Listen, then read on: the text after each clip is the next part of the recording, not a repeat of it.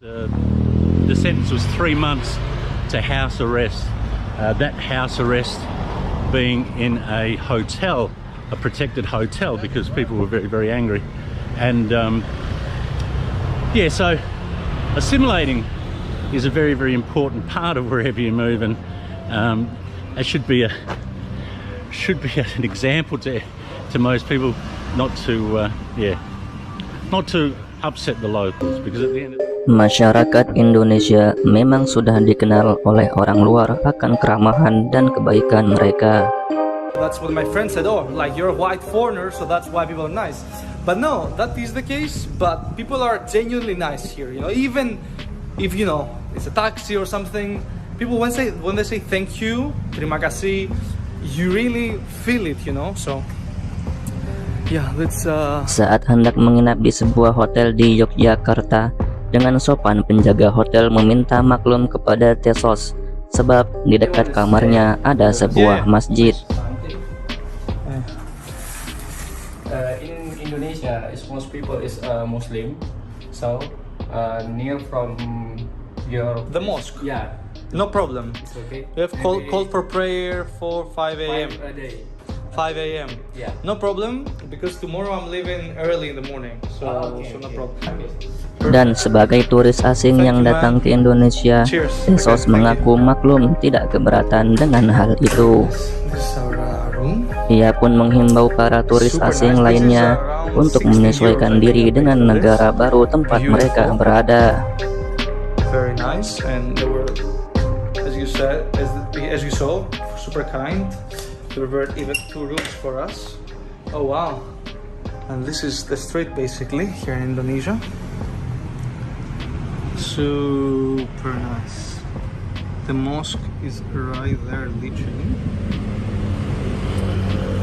So, because as you said, Indonesia is majority Muslim. I think like 87 or 88% of the residents are Muslims. And you know, he said, oh, like, do you mind, because the mosque is next door, and 5 a.m. is called for prayer. Last one, if I'm not mistaken, 7 p.m. and first one is 5 a.m. But it's funny, you know, I always put earbuds, and you know what, like, even if I wake up, let's say I wake up, right,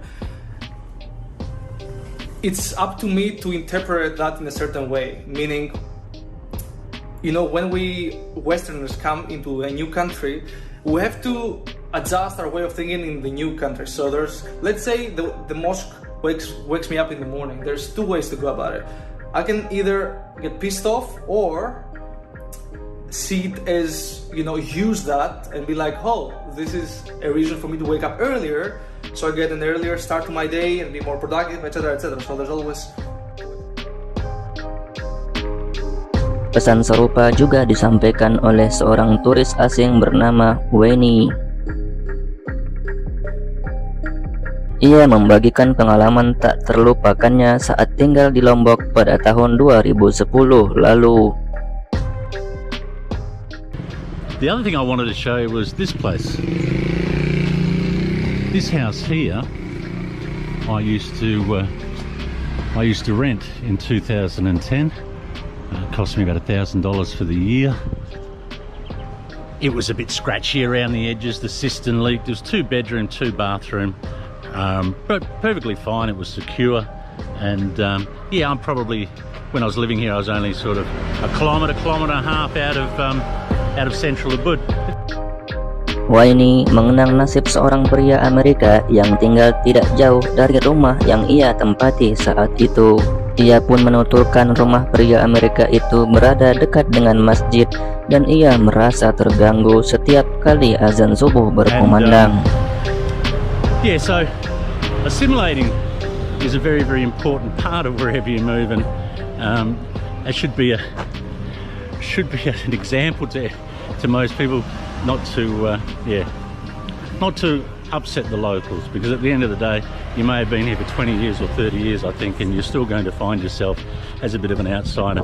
That's an extreme case of someone who obviously wasn't thinking right and did a really, really stupid thing. But yeah, if you move to these places, you just got to accept that this, you know, there's noise, and I guess at the end of the day we have to adapt, don't we? You know, it's something that you can't avoid. You know, change is going to happen, so embrace it or be a bit grumpy. But I was talking to someone the other day about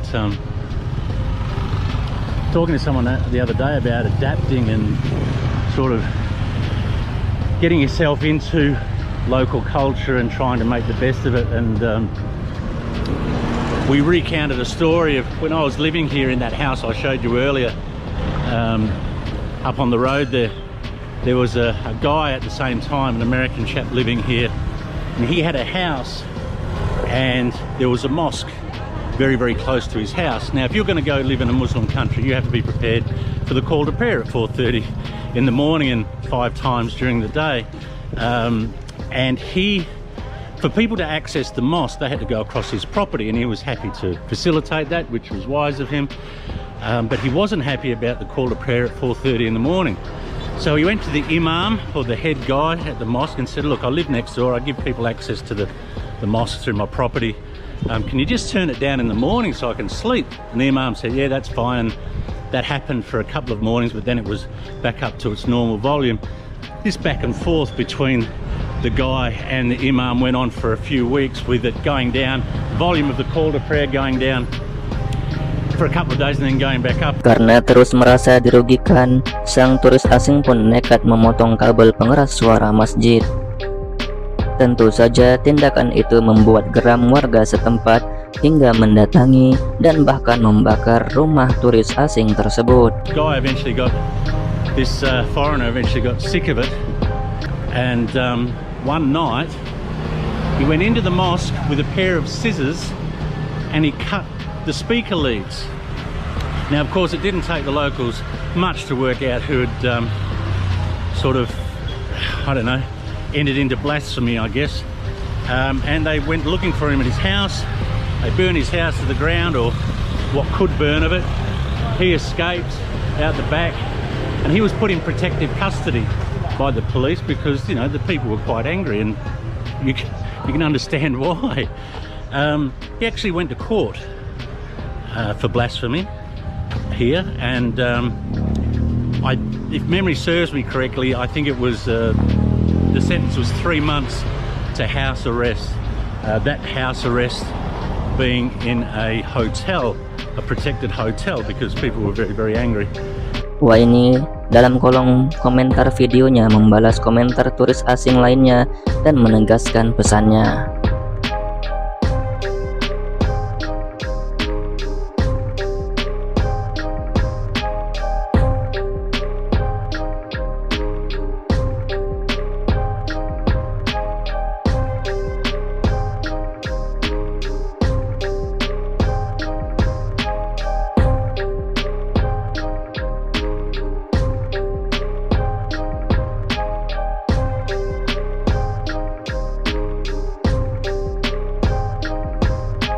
Dari video tadi kita bisa melihat ada 2 turis, ya.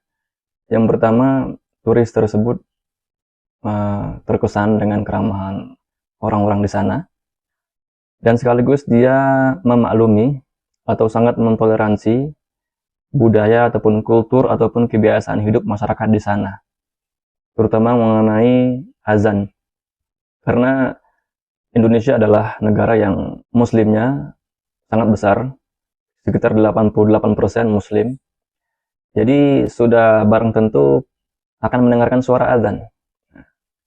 Tetapi turis tadi dia tidak marah, ya, bahkan mentoleransi, bahkan dia menjadikan azan, terutama azan subuh, dia jadikan sebagai alarm dia untuk bisa bangun pagi dan bisa lebih produktif lagi, bisa semangat menjalani hari-hari. Inilah yang harus dicontoh oleh turis-turis yang lain, ya. Bagaimana seorang turis, ya, walaupun dia mungkin di negaranya adalah orang yang kaya raya mungkin, atau orang terhormat, tapi ketika dia datang ke negara orang lain, maka status dia adalah seorang tamu. Maka seorang tamu harus menghormati tuan rumah, yaitu negara yang didatangi. Jangan sampai marah terhadap kebiasaan-kebiasaan orang-orang di sana. Ya, kemudian turis yang kedua, dia bercerita bahwa dulu ada turis Amerika yang datang ke Indonesia. Kebetulan tempat tinggalnya itu di dekat masjid, ya. Jadi setiap hari dia tuh mendengar suara azan. Tetapi dia tidak suka dengan suara azan, terutama azan subuh, karena sangat mengganggu menurut dia. Sehingga karena menurut dia sudah beberapa kali dia meminta untuk diturunkan volume suara azannya, dan volume tersebut diturunkan sebentar tapi dinaikkan lagi seperti semula, sehingga membuat dia marah. Sehingga dia memutus tali pengeras suara. Dan warga setempat akhirnya pun tahu dan akhirnya mencari dia, ya, mengejar dia, sehingga berujung kepada kepolisian. Jadi tindakan seperti inilah yang tidak diinginkan, ya, oleh warga Indonesia terhadap turis-turis yang datang. Warga Indonesia ramah, ya, sopan santun. Tetapi apabila turis-turis ini bertindak seenaknya sendiri, ya, semena-mena, tidak menghargai budaya dan kultur warga Indonesia, maka warga Indonesia pun bisa marah, ya, bahkan bisa mengambil tindakan yang lebih jauh. Warga Indonesia sangat menghormati tamu, ya, karena dalam Islam memuliakan tamu itu termasuk tanda-tanda iman kepada Allah dan hari akhir. Bagaimana sebuah hadis yang berbunyi, "Man kana yu'minu billahi wal yawmil akhir falyukrim dhaifahu." Barang siapa yang beriman kepada Allah dan hari akhir, maka hendaklah dia memuliakan tamunya. Namun tamu itu sendiri mempunyai aturan-aturan yang harus dia jalankan.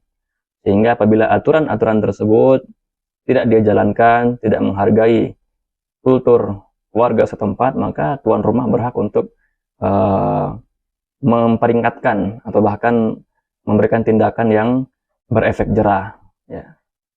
Mudah-mudahan ada hikmahnya untuk kita semuanya. Sampai jumpa di video selanjutnya. Assalamualaikum warahmatullahi wabarakatuh.